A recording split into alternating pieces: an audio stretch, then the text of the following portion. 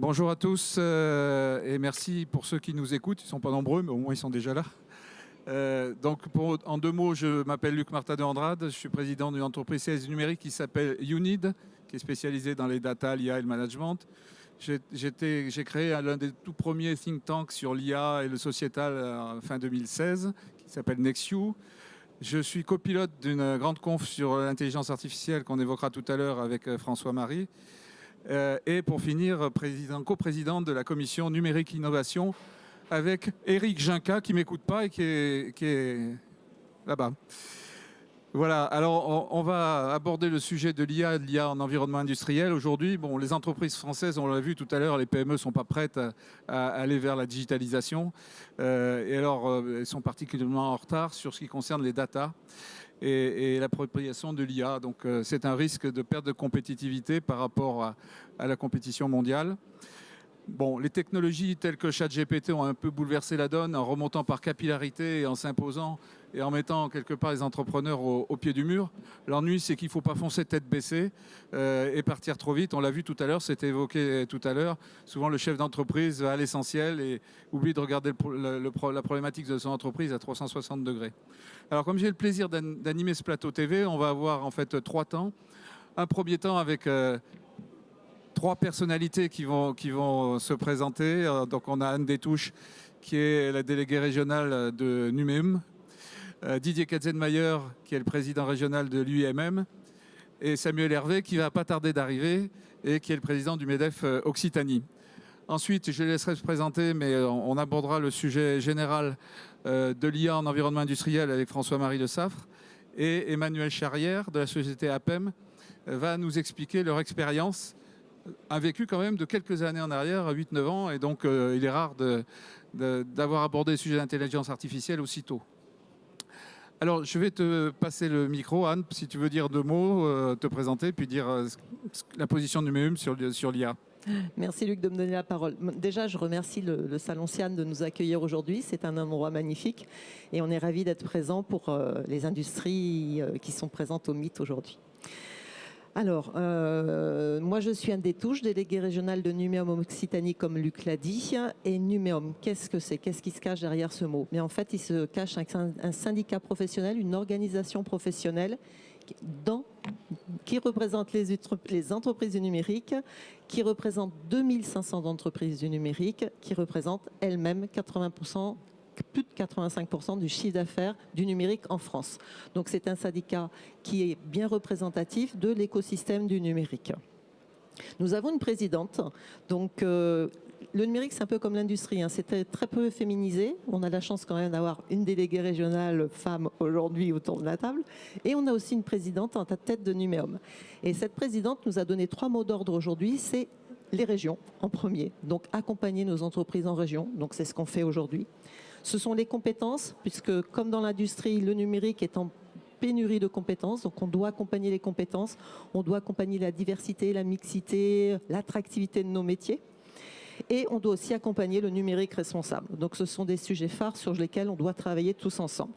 Mais aujourd'hui, on est là pour établir un regard... Bienvenue. Pas de problème. Pour établir un regard donc croisé entre les numérisés et les numérisants. Donc ça veut dire qu'on va échanger entre nous, entre ceux qui ont la connaissance du numérique et ceux qui vont accueillir le numérique dans leur entreprise. C'est important et on va l'aborder dans le cadre des bénéfices de l'intelligence artificielle qu'elles peuvent apporter au déploiement de nos entreprises. Sur notre territoire, on participe à une initiative importante qui s'appelle Occitanie ISAI. On est aujourd'hui présent avec Anity, avec le MEDEF, ici présent, avec Numéum. On est acteur de cet écosystème et on regroupe des initiatives collectives qui ont pour objectif de dynamiser l'adoption des technologies IA dans la région, pour offrir un espace d'échange et de démonstration, un peu comme on va faire aujourd'hui. C'est un mini Occitanie ISAI aujourd'hui qu'on joue, et des mises en évidence de solutions concrètes qui ont été adoptées et qui ont permis aux entreprises de se développer grâce à l'IA. Et c'est ça qui vont faire avancer nos entreprises aujourd'hui. Donc pour en savoir plus, on vous encourage à consulter le site de Digital 113 qui a fait une cartographie des entreprises du numérique qui apportent des solutions autour de l'IA, des solutions, des formations. Et donc n'hésitez pas à aller les consulter pour connaître toutes les solutions qui peuvent vous être apportées sur l'IA dans le numérique. Donc avec le MEDEF, aujourd'hui, on est convaincu que l'intelligence artificielle, c'est et sera un outil majeur pour la performance des entreprises et la stratégie des directions générales. Donc il y a performance pour l'entreprise et il y a aussi aider les hommes à prendre des décisions. C'est très important. On va particulièrement, dans le contexte des industries, aborder des sujets qui vont vous parler, en améliorant l'efficacité opérationnelle, en renforçant la qualité des produits, en automatisant des contrôles qualité, en personnalisant la production, en accélérant la R&D, en optimisant la consommation d'énergie, sujet très important, en favorisant l'accès à de nouveaux marchés, en accélérant le traitement des données, la prise de décision. Donc j'ai cité quelques grands thèmes importants, mais qui ne sont pas les seuls, et on verra comment elles sont abordées concrètement dans les entreprises. Donc pour concrétiser toutes ces réalisations, le MEDEF et Numéum, on a aujourd'hui comme vocation de s'associer pour apporter aux chefs d'entreprise une connaissance globale des technologies de l'IA. On va vous présenter ces cas pratiques aboutis et performants à travers le témoignage, entre autres, aujourd'hui, qui va vous être proposé tout à l'heure. Car ensemble, on souhaite que le numérique contribue au progrès, à condition bien sûr qu'il soit responsable, comme je le disais tout à l'heure. Et on veut vraiment se mobiliser pour un avenir où l'IA et le numérique seront des leviers de progrès économique et social au profit du développement de l'industrie qui est stratégique pour notre région aujourd'hui. Merci Anne, bonjour Samuel. Didier, si tu veux dire deux mots. Oui, donc bonsoir à toutes et à tous. Je vais prendre un angle un petit peu différent et je vais essayer de vous apporter ma lecture et ma compréhension du sujet sur l'IA. Il y a beaucoup de choses qui ont été dites déjà, mais ce que j'aime bien rappeler, c'est qu'aujourd'hui, on a un monde qui est très contrasté et qui fait que l'industrie aujourd'hui est un sujet qui est la préoccupation de tous les États, quel que soit l'endroit où on se trouve. En gros, on voit très bien que l'industrie est regardée d'une certaine manière par le milieu politique, par les industriels eux-mêmes et par l'économie au sens large. Pourquoi? Parce que sans industrie, on n'est pas grand-chose. Et on le sait tous. On peut amener du service, on peut amener du service aux industries, mais s'il n'y a pas d'industrie, on est mort. Ça, c'est le premier constat. Le deuxième constat que l'on voit, c'est qu'on est dans une économie de marché où l'international est une réalité et la compétitivité l'est tout autant. Troisième constat, on voit qu'on est dans un monde qui est déséquilibré, où la concurrence est une réalité avec là des sujets sur lesquels on peut avoir des accompagnements étatiques dans certains cas et un appauvrissement d'un accompagnement, notamment à l'étage européen, versus ce qu'on peut voir côté Amérique et côté Asie. Ça, c'est une réalité. Qu'est-ce qu'on fait pour finalement redonner une puissance industrielle à notre Europe? On a un savoir-faire en Europe, c'est incontestable. On a peu de matières premières. Par contre, on sait fabriquer et on a su faire fabriquer en premier lieu, avant les autres. Par contre, on a pris du retard depuis des années. Du retard sur un ensemble de sujets. Et aujourd'hui, on a un déséquilibre qui est lié à notre manque de compétitivité. Et c'est d'autant plus vrai en France. Et j'en viens à quoi? j'en viens à cette efficacité opérationnelle. Cette efficacité opérationnelle, on va la retrouver grâce à quoi, notamment? Grâce à des systèmes industriels qui seront plus intelligents, qui nous permettront de réaliser mieux, plus vite, moins cher. Et donc, on en vient à quoi? On en vient à ce qu'on appelle tous l'intelligence artificielle, qui a deux pans importants. Le premier, c'est le prédictif, et ensuite, c'est l'IA générative. Et je pense qu'on aura l'occasion d'en parler. Pourquoi? Parce que l'IA génératrice, elle va avoir un impact très très fort sur le sociétal.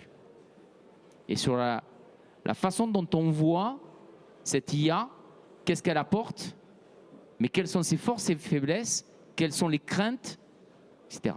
Donc on voit très bien que derrière cette IA dont on a parlé, elle va amener finalement une notion de compétitivité au sein de nos filières industrielles. Et ça, c'est une réalité aujourd'hui. On met de la technologie pour optimiser nos systèmes industriels pour qu'on soit plus performants. On a pléthore d'exemples. On le voit dans tous les secteurs d'activité. Alors, je ne vais pas parler de l'aéronautique parce que vous allez me dire que je suis finalement pas neutre, pas impartial. Donc, on peut balayer d'autres secteurs industriels qui vont utiliser l'IA pour en faire une force et non pas une faiblesse. Donc, dans le débat de ce soir, il y a le débat technologique. On est tous plus ou moins convaincus de son apport. Par contre, après, il y a le débat philosophique. Et celui-là, il met des craintes. On parle du sociétal. Finalement, une IA, est-ce qu'elle va amener plus de plus? Non, plus de plus dans la valeur travail, ou est-ce qu'elle va être là pour enlever du travail? Et c'est toutes les questions sociétales qu'on se pose. Voilà. Donc arrêtons de se faire peur. Premier message. L'industrie a besoin, pour qu'elle soit compétitive en France, d'utiliser les moyens et le calcul et la force du calcul pour aller chercher de l'optimisation industrielle. Et je pense à l'IA prédictive, où on vient chercher la data. On utilise la data pour en sortir un élément fort. Et ensuite, on a l'IA générative. Donc, je ne vais pas faire trop long parce que je sais qu'on a encore du public, mais vous voyez que je suis passionné et qu'on va pouvoir passer un moment agréable tous ensemble. Super, merci Didier. C'est vrai que tu as raison sur le plan philosophique. C'est d'ailleurs pour ça que j'ai créé le think tank Nexiu, c'est pour aborder ces sujets-là, quoi. Samuel, bienvenue au président du MEDEF Occitanie. Merci, pardon pour le retard encore une fois. Merci pour l'invitation d'abord, et puis sans être redondant avec ce qu'a pu dire Anne et de ce que j'en ai compris, donc j'espère ne pas me redire. Mais par rapport à ce qui a été déjà dit, et notamment par Didier, les enjeux industriels, mais les enjeux de souveraineté en fait économique sont éminemment liés aux enjeux de compétitivité et d'innovation. France 2030, c'est le sujet de l'innovation et de la compétitivité. C'est pas un hasard si le président Macron a décidé, a fait des annonces en 2024 autour de l'IA. Alors, ça peut paraître, enfin d'ailleurs j'ai pas lu dans le projet de loi de finances si les 500 millions qui étaient prévus sont toujours fléchés, c'est une autre histoire. La réponse est non, et je pense que, je me permets, je pense que jeudi, nous avons là une réunion importante à l'UMM au niveau national, et on va remettre le sujet sur la table. Et clairement, le MEDEF aujourd'hui, avec Numéum, s'empare des sujets d'IA. Enfin, ça fait déjà quelques années que le MEDEF, à travers des groupes de travail ou des commissions, s'est investi dans ces sujets-là. Mais effectivement, aujourd'hui, c'est d'autant plus prégnant qu'on sent qu'il y a d'énormes enjeux, des enjeux géopolitiques, ça a été dit, des enjeux sociétaux, ça a été dit. Et donc, on ne peut pas nous passer à côté de ça, alors qu'il y y a deux énormes blocs économiques qui veulent écraser le reste de la planète, avec l'information, avec l'énergie, enfin les grands sujets qui sont au cœur des enjeux d'innovation et de compétitivité. Et il faut pour cela que l'Europe, qui s'est déjà dotée d'un AI Act, puisse un peu lui donner de la consistance, de la corpulence, de la robustesse. Une fois qu'on a parlé de ces sujets-là, dire voilà, il y a ce fameux summit, AI Summit que le président appelle de ses voeux en février 2025. Eh bien, qu'est-ce qu'on en fait de cela? Où est-ce qu'on construit des éléments de doctrine clairs? Comment est-ce qu'on fait de l'évangélisation pour les TPE, PME? C'est tout l'enjeu, effectivement, de ce qu'a dit Anne à travers le partenariat que Numéum et le MEDEF ont engagé. Mais au-delà de ça, en fait, le vrai sujet, c'est qu'il y a des enjeux d'appropriation. Donc on parle bien de TPE, PME, donc il faut que tout le monde se sente, voilà, aujourd'hui on s'est tous amusés avec ChatGPT. Il y a 35%, soi-disant, des entreprises françaises, c'est une étude France Travail, hein, qui disent utiliser l'intelligence artificielle. Alors moi j'aimerais bien savoir dans quel cadre, dans quel usage, parce que 35%, si on en est là, ça semble ouvrir des paysages et des perspectives très intéressantes, mais j'aimerais bien voir jusqu'où le curseur est poussé. Mais au-delà de ça, il y a les enjeux, donc je disais, d'acceptabilité, mais au-delà de l'enjeu d'acceptabilité, c'est également l'enjeu du financement. Puisque aujourd'hui l'IA est trustée par les GAFAM et on a un Mistral AI qui essaye de se battre, qui a levé quelques milliards, mais bon, ça n'en fait pas aujourd'hui un champion européen désigné, enfin pas si évident aux yeux des entreprises. Donc là, sans doute, vous aurez vos perspectives à éclairer là-dessus. Et puis, au-delà de l'enjeu de faisabilité, il y a des sujets de réglementation et, ça a été dit, les enjeux d'acceptabilité. C'est-à-dire que j'ai un ami, moi, qui dit souvent l'innovation, c'est quelque chose qui est nouveau, fécond et accepté. Et donc là, le sujet du troisième point sur l'acceptation, il y a un vrai enjeu à pouvoir passer ces sujets-là dans la société, c'est ce qu'a dit Didier. Et puis bien évidemment, pour qu'on en fasse une force, il va falloir travailler sur les enjeux de formation et de montée en compétences. Les métiers de prompteur, est-ce qu'aujourd'hui on est capable de travailler avec l'éducation nationale, avec les CFA, qu'ils soient de branche ou de l'interpro, autour des nouveaux métiers basés sur l'IA, et comment on s'en empare pour en faire une force, pas le subir comme une contrainte. Voilà tous les enjeux qui sont posés par l'IA, et voilà pourquoi le MEDEF et Numéum s'associent pour évangéliser, pardon de la terminologie, c'est sans doute un peu pompeux, mais je crois qu'il y a un tel enjeu qu'on ne peut pas faire l'économie d'une forme de prosélytisme envers cette IA et l'usage qu'on doit en avoir. On peut avoir des craintes, il y a des sujets d'éthique, absolument. Pour autant, comment on s'en saisit le plus rapidement possible? C'est là tous les enjeux que j'espère on va adresser lors de cette table ronde. Merci Samuel. Alors effectivement, on parle d'IA et d'appropriation de l'IA par les entreprises, mais j'entendais tout à l'heure que il fallait déjà commencer par la digitalisation en regardant le problème à 360 degrés. Dans les PME, on en est malheureusement loin. Ça fait longtemps que je fais des signaux à chaque fois que j'interviens dans le cadre du MEDEF et je vois, en fait, il faut dire que les chefs d'entreprise françaises sont quand même préoccupés par le PNL, des charges lourdes et donc plutôt une angoisse du lendemain, donc avec une difficulté pour essayer de voir les choses à moyen terme. Je vais m'adresser à mon ami, parce que c'est un ami, François-Marie Le Saffre, avec qui je collabore quasiment toutes les semaines dans le cadre de Future Intelligence. Alors déjà, est-ce que tu peux dire... alors, on va aborder le sujet de l'IA dans le cadre industriel, mais avec une approche un peu générale. Est-ce que tu peux d'abord nous dire qui tu es? Oui, bonsoir à tous et à toutes. Merci pour l'invitation. Donc moi, je suis un professionnel de l'intelligence artificielle depuis les années 80. Donc effectivement, l'IA, ça n'a pas démarré en 2012, mais ça a démarré bien avant. Bon, à cette époque-là, c'était plutôt des systèmes basés sur du recueil de connaissances, hein, des connaissances plutôt explicites. L'apprentissage n'était pas tellement développé à cette époque-là. Mais il y a déjà des systèmes qui fonctionnent et qui continuent à fonctionner encore aujourd'hui, qui ramènent de l'argent et qui sont toujours au top.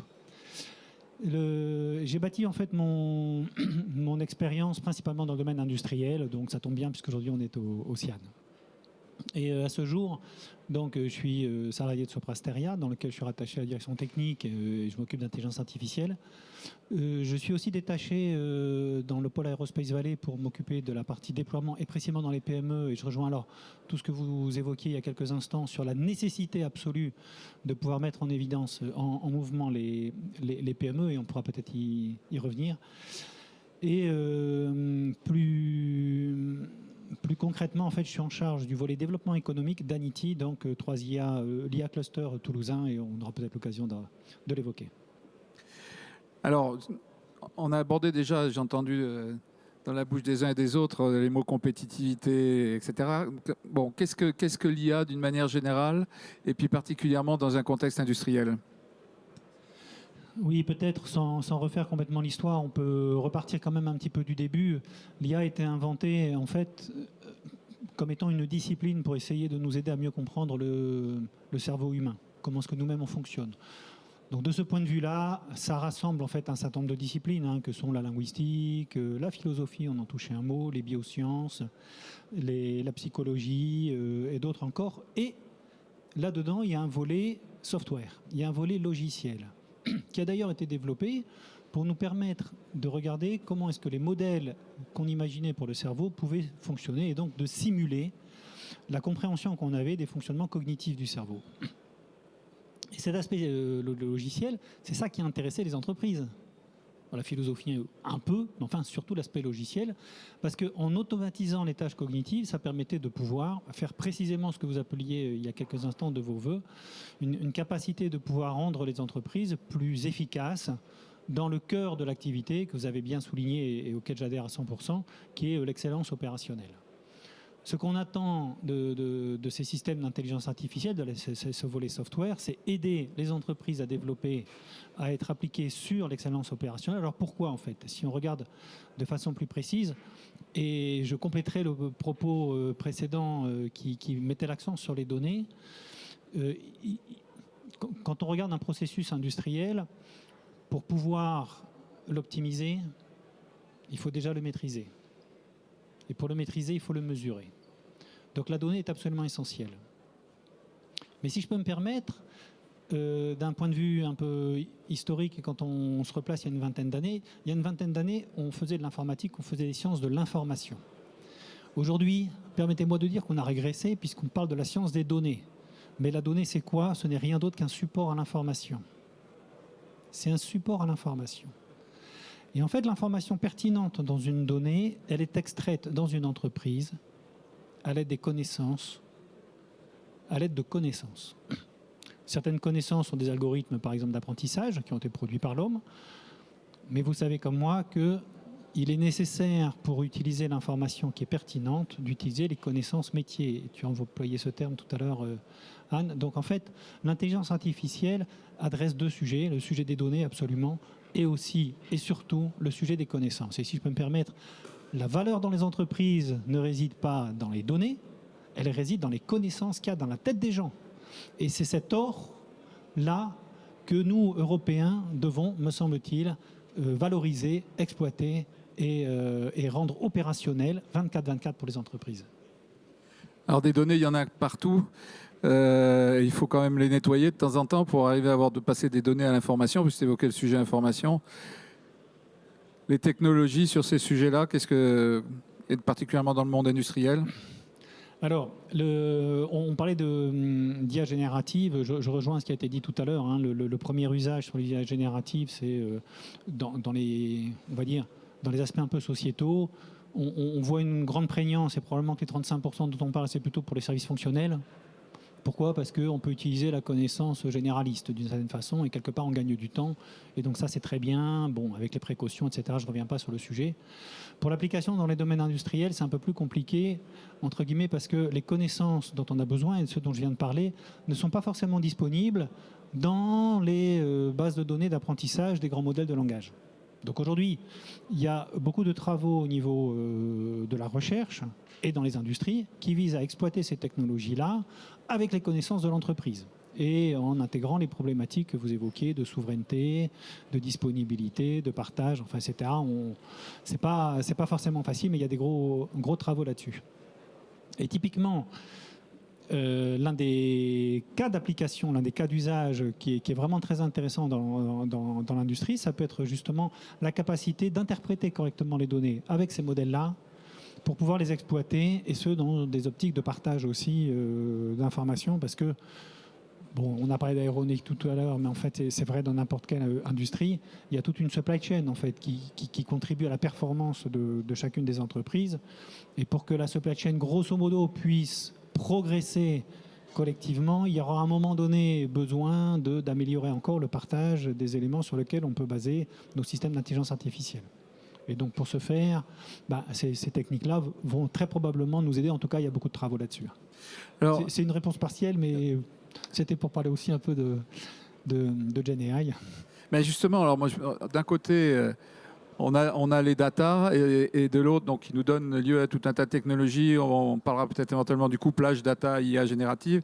Mais les IA génératives pures, on sait que dans les grandes entreprises, alors je me tourne en direction indirectement d'Airbus, il y a des centaines et des centaines d'usages qui vont être modifiés sans pour autant qu'il y ait beaucoup de data derrière.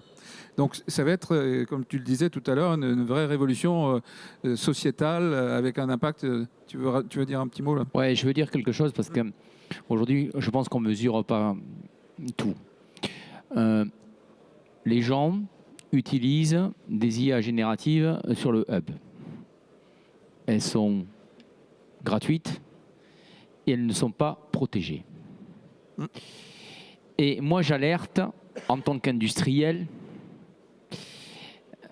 sur le fait que tu utilises un système qui est malheureusement en capacité d'être hacké, donc qui est en capacité d'être finalement piraté, et on récupère sur la toile des informations dites stratégiques, éventuellement, au travers de gens qui le font de façon naturelle, sans pour autant avoir vu toutes les conséquences que ça peut donner sur ta propre société.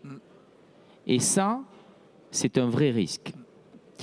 Donc, dans les sociétés telles que les nôtres, où nous sommes soumis, là, à des réflexes qui doivent être présents dans la tête de tous nos collaborateurs, il va falloir que là aussi, le management et le top management de ces instances prennent là la dimension de la problématique qui peut, de façon indirecte, alors que chaque collaborateur le font de façon naturelle, puisse disposer d'IA générative, mais maîtrisée.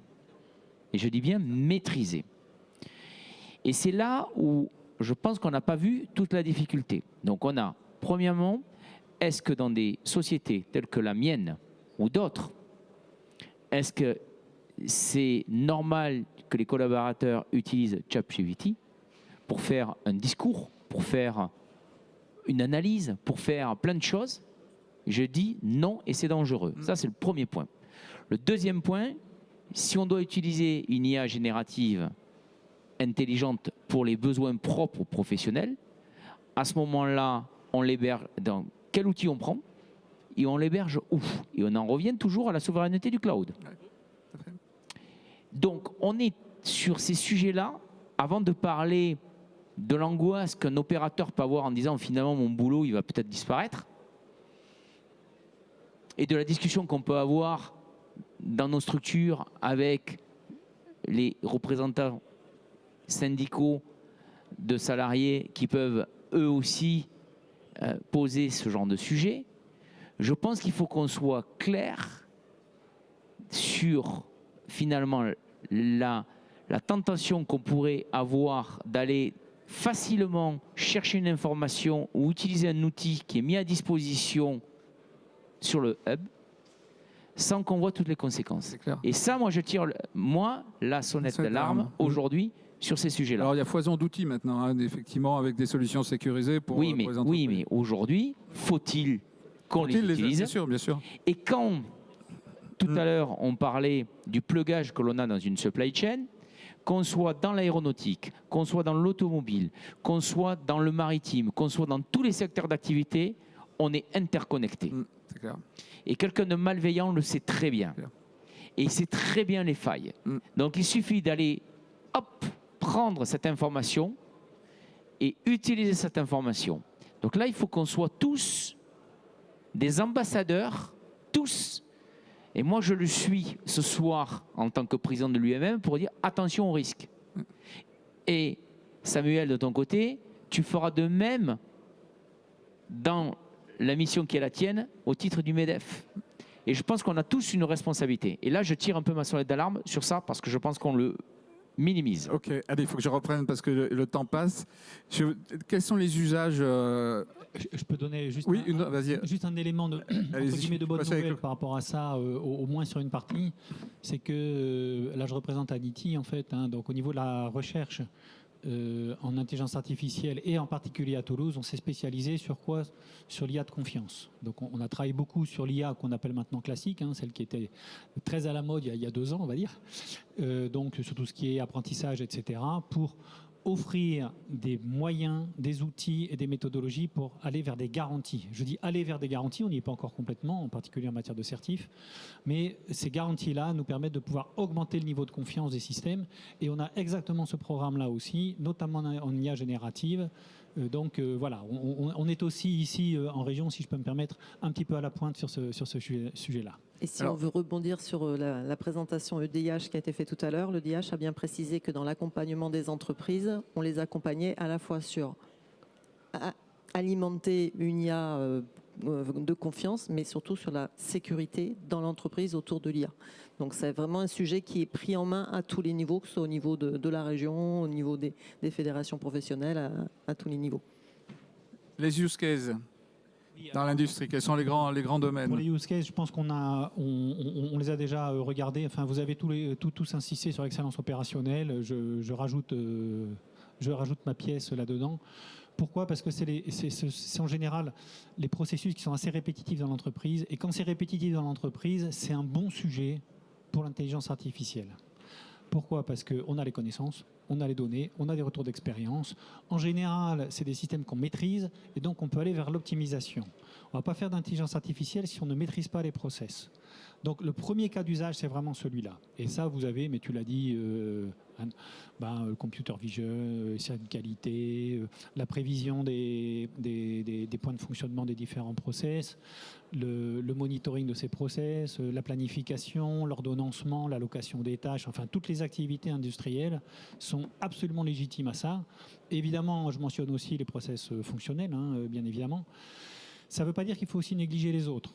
C'est-à-dire que tous les processus créatifs, en particulier pour la conception, sont aussi éligibles. C'est un peu plus compliqué, c'est un peu plus spécialisé, etc. Mais je voudrais dire ce soir, vraiment à ceux qui nous écoutent, si vous êtes une entreprise et que vous souhaitez démarrer, regardez vos processus pour aller vers l'excellence opérationnelle, votre ROI, vos pain points, et c'est la première étape à regarder. Alors, on a évoqué tout à l'heure les projets. Comment est-ce qu'on gère un projet IA? C'est particulier par rapport à un projet Alors, oui, si je peux digital me classique? permettre là-dessus, surtout, il ne faut pas écouter ce qu'on vous raconte. Je m'explique. Il y a beaucoup de gens qui nous ont expliqué pendant plusieurs années que démarrer un projet d'intelligence artificielle, ça commence par la collecte des données. Eh bien, c'est faux. N'oublions pas ce que vous avez tous appris, ce qu'on a tous appris dans les projets, c'est qu'on commence par savoir ce qu'on veut faire. À quoi ça sert, c'est quoi le ROI, c'est quoi le but, à quoi ça va servir, etc. Donc, mon premier message, c'est un projet d'intelligence artificielle, c'est d'abord un projet, il a les mêmes propriétés que n'importe quel projet, sur lequel on va rajouter cependant quelques spécificités qui sont liées aux données, qui sont liées aux connaissances, parce que c'est ça le fuel de vos systèmes, et sur lesquels, là, en termes de méthodologie, il peut y avoir des ajustements. Aujourd'hui, il y a eu un grand programme qui s'appelle Confiance.ia qui s'est penché sur la question, dans lequel un certain nombre d'industriels ont participé. Et en fait, on arrive à un modèle grosso modo en W à partir d'un V, pour faire très simple, dans lequel vous avez effectivement une spécificité liée en particulier au modèle d'apprentissage. OK. Voilà mon message. Un projet d'intelligence artificielle, c'est d'abord un projet. Alors, dernière question. On est en Occitanie. Quels sont nos atouts? Alors, je pense que nos atouts, j'en ai parlé brièvement, c'est que on a la chance d'avoir une communauté d'acteurs regroupés au sein d'Anity, qui sont à la fois des acteurs économiques, des acteurs académiques, pardon, des acteurs industriels, des centres de recherche, etc., qui cherchent à faire en sorte de produire des technologies et des solutions d'IA de confiance. Donc ça, c'est absolument nécessaire pour les industries. C'est absolument nécessaire pour l'industrie aéronautique, pour les safety, etc. Mais pour tous les processus industriels, et qui peut le plus, peut le moins. C'est-à-dire que les garanties, tout le monde en a besoin. Tout le monde a envie d'avoir des systèmes qui font exactement ce qu'on a besoin. Donc on a cette chance-là, parce que, et j'insiste là-dessus, c'est pas simplement comment dirais-je, un organisme de recherche, mais c'est une communauté d'acteurs qui regroupe à la fois la science et les besoins industriels. Et je me tourne vers Nouméum et le MEDEF aussi, avec un ensemble d'acteurs autour qui est en mesure aujourd'hui de diffuser ces connaissances-là à l'intérieur de l'écosystème. Donc voilà, c'est un projet quelque part collectif. D'ailleurs, le nom, c'est IA Cluster, qui dit bien ce que ça veut dire. 2 mots de future intelligence quand même. Oui, alors, vous avez fortement insisté sur une minute et demie, ouais, ou 2 minutes. Ouais. La nécessité de former, de mettre en mouvement, etc. On a constaté ça encore la semaine dernière, on recevait le club des ETI. Le mot-clé qui est sorti, c'est la méconnaissance. On ne connaît pas bien comment faire des projets d'intelligence artificielle.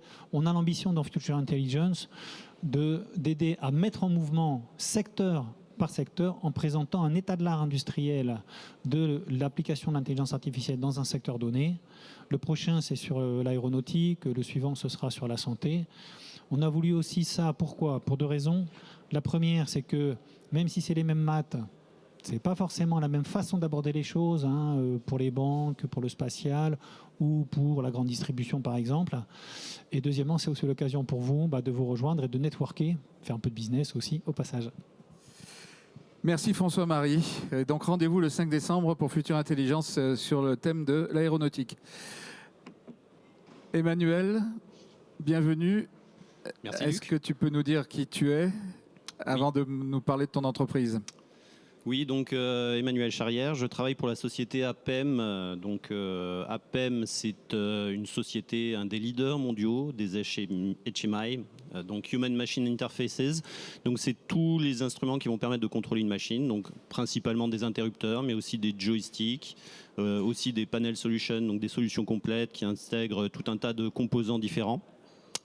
Donc on est un des leaders mondiaux dans le secteur, on est basé dans le Tarn-et-Garonne et on existe depuis 1952, donc une société qui a un petit peu d'ancienneté et beaucoup de données. C'est vraiment un point essentiel, c'est que l'industrie manufacturière génère des tonnes et des tonnes de données. On a commencé ce recensement il y a quelques années, on était arrivé à 93 bases de données différentes, donc c'est une ressource qui a été très peu exploitée et donc tout notre travail avec la création de la Data Team dont j'ai la responsabilité aujourd'hui, sous l'impulsion de notre directeur marketing, c'est de vraiment, alors c'est le terme anglais, je ne sais pas comment le traduire vraiment, mais leverage la data qui est dans l'entreprise, savoir l'utiliser, c'est une mine d'or quand on sait l'utiliser, c'est un poids et un fardeau quand on ne l'utilise pas, parce qu'elle nécessite de l'entretien, elle nécessite de la maintenance. On a parlé de data quality, on a parlé de beaucoup de choses. C'est vraiment quelque chose de très contraignant à maintenir une bonne qualité. C'est des systèmes coûteux aussi pour les bergers, pour les faire communiquer entre eux. Donc vraiment l'objectif de la data team, c'est de tirer le meilleur de toute cette donnée-là à travers des reporting, de la data visualisation. Ça, c'est le premier level. C'est être capable de partager non seulement cette donnée, mais aussi tous les insights qu'elle peut proposer. Et ensuite, c'est de les faire communiquer entre systèmes qui sont des silos, qui ne communiquent pas à la base, et d'essayer de trouver les choses les plus pertinentes, à les enrichir les unes avec les autres pour en tirer vraiment une visibilité, une aide à la prise de décision, etc., etc. Une fois que toute cette data est correcte, de bonne qualité, c'est ce qu'on a parlé aussi. Si on a de la mauvaise qualité, on peut essayer de bâtir de l'IA dessus, ce sera de la mauvaise qualité, c'est sûr. Cheat in, cheat out. J'emploie des termes anglais, mais c'est ce qui fonctionne le mieux. Donc tout notre travail aujourd'hui, c'est vraiment d'utiliser au mieux et d'avoir la possibilité de bâtir de l'IA par-dessus tout ça. Donc un vaste projet. Alors moi je tenais à dire que c'était passionnant toutes les discussions avec nos interlocuteurs aujourd'hui parce que vous avez un high level, vous réfléchissez à des choses critiques, fondatrices. Nous c'est vrai que chez APEM en termes d'IA au sein de l'industrie on est plus terre à terre. Il y a des gens qui viennent nous voir avec des problématiques très très concrètes, généralement assez violemment en disant mais pourquoi ça fonctionne pas, pourquoi j'arrive pas à avoir des OTD fiables et nous on se réunit, on essaye d'apporter une solution très très concrète. Donc voilà, cette vision très high level, très, très philosophique sur certains points, c'est vraiment passionnant aussi. Tu as évoqué ton entreprise, mais vous avez rejoint un groupe japonais. Tout à fait. Tout à fait. On a été racheté en 2016 par un groupe japonais, donc qui est beaucoup plus important que nous, évidemment, et qui a une gamme de produits complémentaires, etc., etc. Et ce que vous avez développé va être porté à l'ensemble du groupe, si j'ai bien compris. Alors effectivement, on a cette chance-là chez APEM, c'est d'avoir vraiment un centre de compétences, cette petite équipe, hein, on est 5 aujourd'hui, bientôt 6, mais on a des compétences qu'on a pu développer au fil des années qui ne sont pas à ce jour présentes dans notre maison mère, donc qui sont très intéressés, très curieux. On a déjà lancé un projet IA chez APEM qui a été validé ensuite chez notre maison mère et qu'on a adapté pour eux, de manière encore plus complète, puisque plus gros groupe signifie plus de marché, plus de produits, plus de spécificités, donc un travail complémentaire avec la notion de traduire ça en japonais et en chinois aussi, parce qu'ils sont très présents là-bas. Mais voilà, c'était un très très bel exemple de réussite locale qu'on a pu apporter au niveau du groupe. Vous avez démarré relativement tôt, il me semble 2015-2016. Alors par rapport à l'ensemble des PME qu'on évoque, enfin grosses PME, mais qui ont du mal à amorcer... Là, vous étiez déjà au point. Alors, notre tout premier projet IA, on l'a lancé, on a commencé à travailler dessus en 2018. Pas tout à fait 2016, mais 2018. Il fallait me laisser dire, Voilà. Mais oui, c'était un sujet. On est parti d'un besoin concret là aussi, qui est le besoin d'avoir une visibilité sur ce qui se passe sur nos marchés. C'est-à-dire qu'on travaillait dans notre coin, on lançait nos produits avec des petites études de marché auprès de nos clients, mais on ne savait pas tout ce qui se passait au niveau de la concurrence, au niveau des technologies, au niveau de nos clients, des choses comme ça. Donc on a bâti cet outil-là avec des étudiants, puisque au départ, zéro budget, premier budget, donc la direction, même si elle nous suit, elle demande à voir avec des ressources limitées. Donc on a travaillé avec des étudiants et on a bâti cet outil-là qui va scraper 5000 tweets à peu près par jour, à peu près 1000 Google News et faire un scoring de la qualité de ces news-là, mais aussi même sur un petit contenu comme un tweet, elle est capable d'identifier de quel marché il s'agit et quel est le type de news. Est-ce que c'est un produit concurrent qui est lancé? Est-ce que c'est un client qui vient de remporter un contrat avec le gouvernement américain ou des choses comme ça dans la défense? Donc elle va être capable de nous classifier tout ça et de nous faire une prédiction de qualité parce qu'on l'a entraîné, on lui a dit cette news est intéressante, celle-ci ne l'est pas. Donc elle est capable de nous sortir tous les jours plus de 200 news classées par ordre d'intérêt. Et nous, on va les visualiser avec un collègue. Et chaque semaine, on va sélectionner les meilleurs qu'on va publier dans un outil interne avec la génération d'une newsletter, etc., qui va être partagé au sein de l'entreprise et qui va permettre d'apporter cette culture extérieure à l'entreprise. Alors c'est très intéressant ce que tu dis et je ne sais pas s'il y a beaucoup de chefs de PME qui nous écoutent maintenant ou plus tard, mais voilà une des toutes premières applications d'arriver à faire, on appelle du scrapping, c'est-à-dire de capter des données sur le web, de les nettoyer, de les rendre visibles, de les traduire en informations, ce qu'on évoquait tout à l'heure, pour en faire un outil de performance commerciale. C'est-à-dire d'identifier les marchés et d'aller se positionner sur des affaires qu'on n'aurait pas identifiées si on avait mis une armée de commerciaux. Tout à fait. Et le meilleur ROI que je puisse vous donner, c'est qu'en même pas 4 mois, on a eu un gain de marché d'une entreprise qu'on ne connaissait absolument pas avant. On a pu la contacter immédiatement parce qu'on a vu qu'elle lançait un nouveau prototype et on a remporté un marché de plus de 100 KE, ce qui à notre taille est un marché intéressant, qu'on n'aurait jamais eu sans cet outil-là puisqu'on ne connaissait même pas l'entreprise. Donc c'est très très efficace de ce point de vue-là. Après, donc là on a abordé l'aspect marketing, commerce, etc. Et quels sont les autres domaines d'application sur lesquels vous avez positionné des projets IA ? Alors, comme le disait Didier, il y a 2 grandes branches. Hein. Le premier, c'est le forecast. C'est quelque chose d'essentiel pour une boîte comme la nôtre. Donc, on a beaucoup de sujets forecast qui commencent à apparaître. Typiquement, on a des produits à mettre en stock qui sont demandés régulièrement, qui sont des produits make to stock, MTS. Et on a beaucoup de mal jusqu'à présent à évaluer lesquels mettre en stock. Le stock, ça coûte cher, tout le monde le sait. Donc si on n'a pas les bonnes références en stock et qu'elles traînent pendant plusieurs mois sur les étagères alors qu'on n'est pas capable de fournir rapidement des produits qui sont demandés, c'est un vrai problème. Donc on a vraiment travaillé là-dessus. Sur cet aspect forecast, donc on utilise le machine learning évidemment avec toutes les données de notre ERP. Après, on travaille vraiment de manière empirique, c'est-à-dire qu'on teste, on voit que ça ne marche pas, on essaye de comprendre pourquoi, on essaye d'apporter des solutions.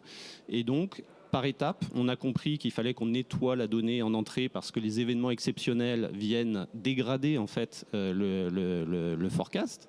Donc c'est un peu tout le paradoxe, c'est qu'il ne faut pas avoir les données exactes pour pouvoir avoir des bons forecasts. Donc ça, c'était un premier enseignement du projet. Ensuite, on s'est rendu compte qu'il fallait qu'on intègre des données extérieures, donc tout ce qui va être les index sur les prédictions sur les marchés. Donc il faut qu'on descende au niveau marché. On sait que le militaire, en ce moment, malheureusement, avec ce qui se passe, c'est un marché en forte hausse. Donc il faut qu'on le répercute sur les bons produits dans nos forecasts. On sait que la construction, avec la Chine qui faiblit rapidement, il faut qu'on dégrade nos prévisions là-dessus. Donc en jouant avec tout ça, on arrive à se rapprocher, on se compare toujours avec les ventes réelles. Chaque mois qui passe, on regarde comment on a performé par rapport à ce qu'on avait nous prédit. Et petit à petit, on commence à avoir des prévisions vraiment, vraiment très, très intéressantes qui surpassent les prévisions de notre ERP, qui lui-même a son propre système de machine learning. Et on est au-dessus vraiment de manière très, très, très, très nette, quoi. Donc ça veut dire que voilà, on commence vraiment à avoir des choses vraiment utilisables. Alors, marketing, commerce, prévision, optimisation des stocks. Si j'essaye de l'appliquer, alors je regarde les spécialistes de l'industrie, au monde industriel, on est encore là dans ce problème d'identification des marchés, forecast, et après production, avec optimisation des stocks. Donc là, c'est effectivement extrêmement efficace dans le monde industriel. Ça existait déjà, quand même malgré tout, avant, mais en mode informatique, on va dire, le MRP, etc. Et là, maintenant, on est dans quelque chose d'extrêmement dynamique qui s'alimente et où la machine learning, elle learn, en fait, elle apprend. Et voilà, elle enrichit c'est ça, hein? C'est ça, ça s'améliore. Plus on rajoute des données, plus elles s'améliorent et ça fonctionne tout seul. Quand on sera vraiment satisfait, on n'aura même plus besoin de faire cette maintenance, de chercher des nouvelles données à ajouter. C'est quelque chose qui va continuer à s'améliorer et qui va nous laisser du temps pour travailler sur d'autres sujets, comme l'IA générative, par exemple, voilà, sur lesquels on commence vraiment à se pencher et à avoir des bons résultats aussi. Alors, y a-t-il d'autres sujets, d'autres domaines que ceux qu'on a évoqués, sur lesquels vous êtes positionnés? On va aborder l'aspect IA générative, mais y en a-t-il d'autres? On en a vraiment un certain nombre, hein, mais je pense qu'avec le forecast, là, oui, c'est notre sujet principal. Alors, IA générative, tu m'as parlé l'autre fois plutôt de chatbot, mais vous intégrez quand même des outils des LLM ou pas? Comment Oui, alors, Didier l'a très bien expliqué, la notion de confiance dans les LLM est très très importante. On a fait le choix, nous, de se passer de OpenAI au maximum. C'est le leader, c'est le plus visible, mais on a des très bonnes solutions open source.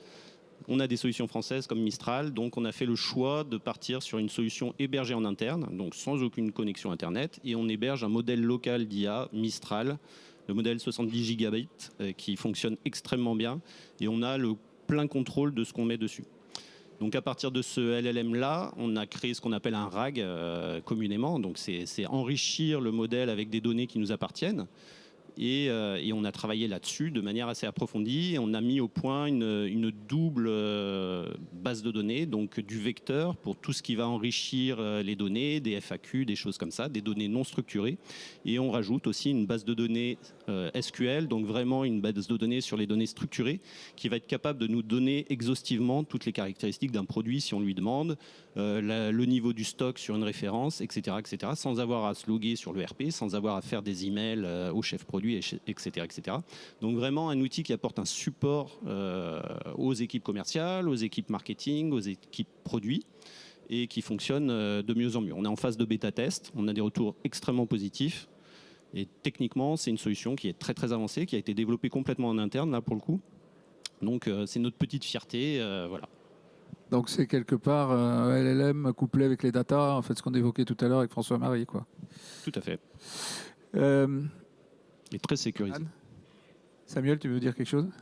Oui, ce qui était intéressant, effectivement, on était hier en conseil exécutif au MEDEF national et on avait 2 personnes, dont une qui est bien connue ici, qui est l'ancien préfet de région Pascal Mayos, et Geoffroy Roux de Bézieux, l'ancien président. Ils viennent de sortir un rapport sur la protection économique.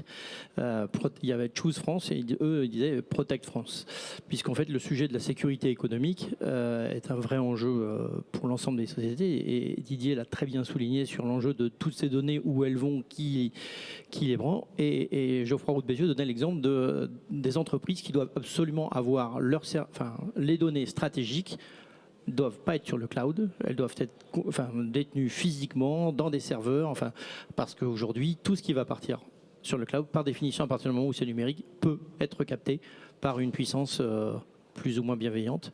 Voilà, et quand on sait que les Américains l'avaient déjà depuis un certain temps, les Chinois viennent de s'en doter, de l'extraterritorialité de leur loi, donc sur la donnée, ils vont pouvoir aller chercher ce qu'ils veulent comme ils veulent. Il citait l'exemple quand même, je pense que je peux le citer, d'une entreprise française où les Chinois en fait avaient exigé une entreprise de cosmétiques pour pouvoir exporter en Chine, premier marché mondial. Ils ont dit d'accord, mais il nous faut tous les ingrédients et sinon ça rentre pas. Et donc on a dit on donne des ingrédients plus ou moins, et là ils envoient des inspecteurs. Et là à ce moment-là, l'État français, puisque Pascal Mayos aujourd'hui est coordinateur national à la sécurité au renseignement, lutte contre le terrorisme aussi, mais ils expliquent en fait que l'État français va mettre en demeure l'entreprise de ne pas donner ces informations. Ça veut dire qu'aujourd'hui, l'État a parfaitement conscience de ces sujets-là. Le monde industriel en a conscience, les sachants, pardon de le dire comme ça, et puis j'allais dire les fédérations et les entreprises. On a beaucoup à apprendre. Donc l'exemple que vous donnez, je pense que c'est intéressant qu'on puisse l'essaimer autour de nous, parce que c'est un vrai enjeu que de développer l'intelligence artificielle en confiance.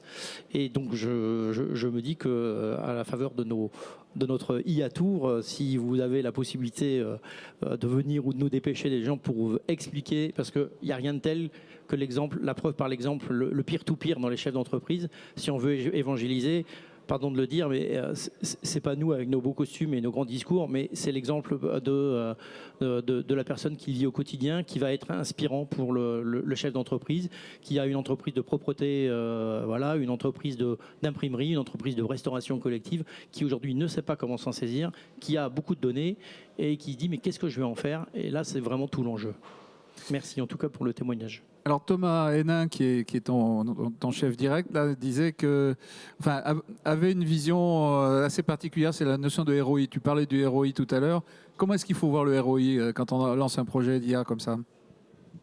Et surtout qu'on veut convaincre sa direction générale qu'il faut y aller. Alors, la question du ROI pour une société comme APEM, qui n'est pas un groupe immense comme peut l'être Airbus, par exemple, elle est très très prégnante. C'est-à-dire qu'on a des ressources limitées et on a besoin de justifier tout ce qu'on fait de manière assez importante. Donc, on travaille vraiment sur des projets, on priorise les projets qui ont un rendement commercial ou un rendement, baisser les coûts de stock ou des choses comme ça. Pour nous, c'est absolument crucial. Si on commence à faire des projets qui peuvent être très intéressants, mais avec un ROI dans le futur, à 2-3 ans, ça va devenir beaucoup plus compliqué pour nous. À ce stade-là, j'ai bon espoir que, à force de faire nos preuves et d'apporter des outils vraiment utiles, on s'achète la possibilité de travailler sur des projets un peu plus long terme, un peu plus fondateurs aussi. Mais voilà, oui, nous, il faut qu'on délivre, hein, vraiment.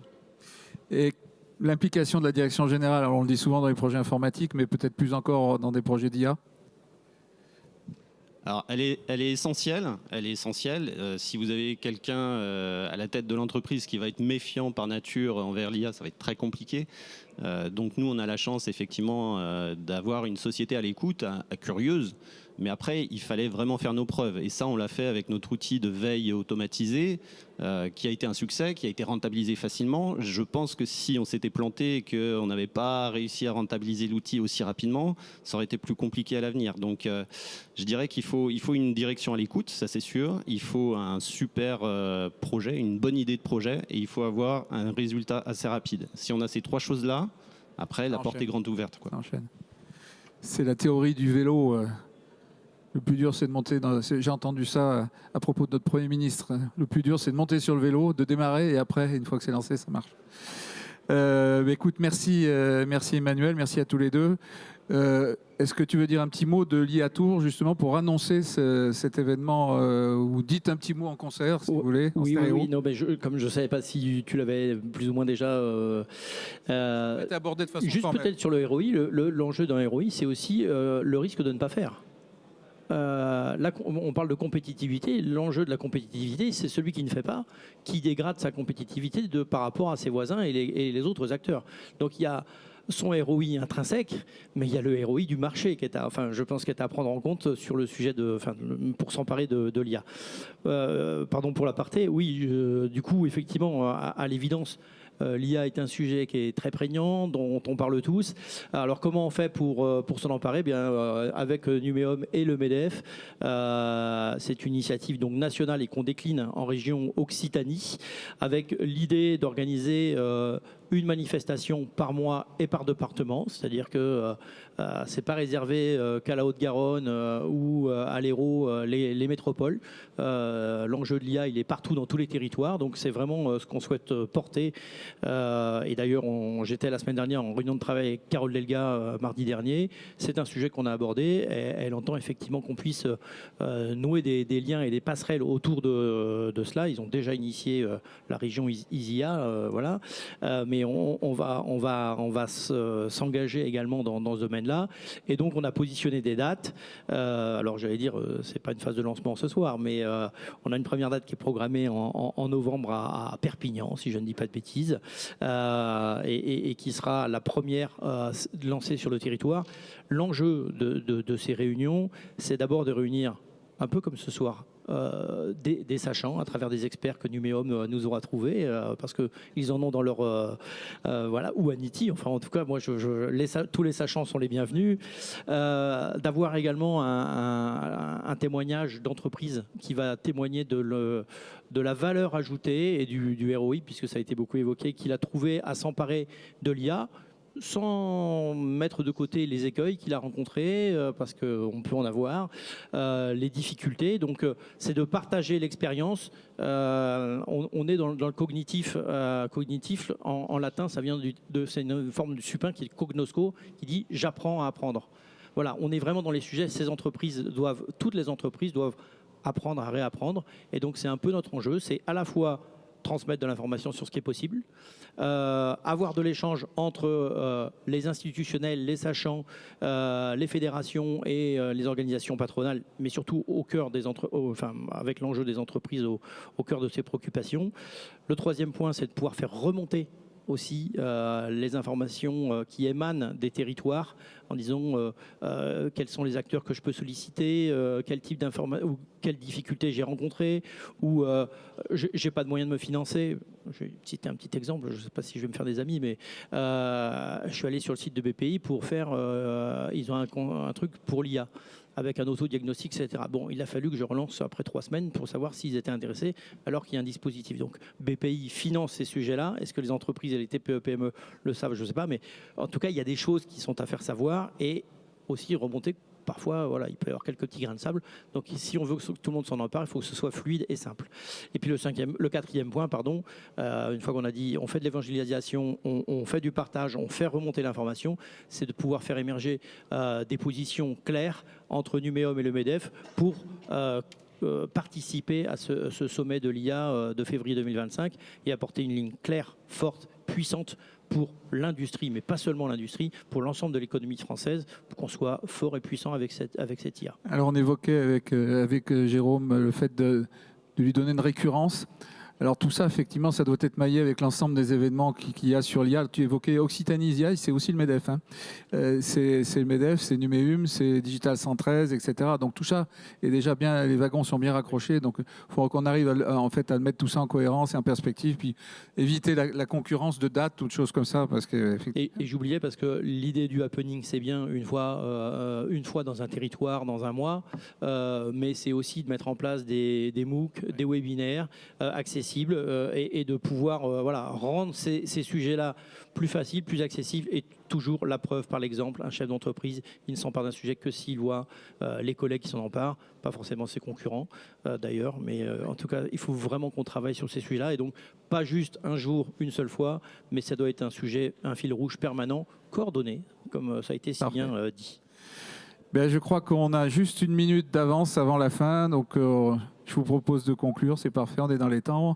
Un grand merci à tous et puis bon, à bientôt pour de nouvelles aventures autour de l'intelligence artificielle.